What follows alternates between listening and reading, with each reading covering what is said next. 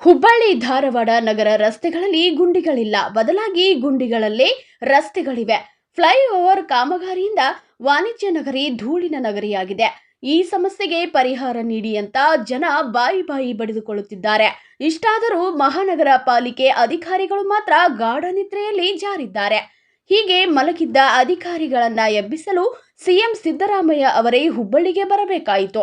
ಇದೇ 24ರಂದು slum board ಮತ್ತು ವಸತಿ ಇಲಾಖೆಯಿಂದ ನಿರ್ಮಾಣ ಮಾಡಿರುವ ಮನೆಗಳ ಹಸ್ತಾಂತರ ಬೃಹತ್ ಕಾರ್ಯಕ್ರಮ ಹುಬ್ಬಳ್ಳಿಯ ಮಂಟೂರ್ ರಸ್ತೆಯಲ್ಲಿ ನಡೆಯಲಿದೆ. ಹೀಗಾಗಿ CM Siddaramaiah, DCM DK Shivakumar, AICC ರಾಷ್ಟ್ರೀಯ ಅಧ್ಯಕ್ಷ ಮಲ್ಲಿಕಾರ್ಜುನ್ ಖರ್ಗೆ ಹುಬ್ಬಳ್ಳಿಗೆ ಬರುತ್ತಿದ್ದಾರೆ. ರಾಜಕೀಯ ಮುಖಂಡರು ಸಂಚಾರ ಮಾಡುವ ರಸ್ತೆಗಳನ್ನು ಮಹಾನಗರ ಪಾಲಿಕೆ ಅಧಿಕಾರಿಗಳು ಏಕಾಏಕಿ ರಿಪೇರಿ ಮಾಡಿಸುತ್ತಿದ್ದಾರೆ.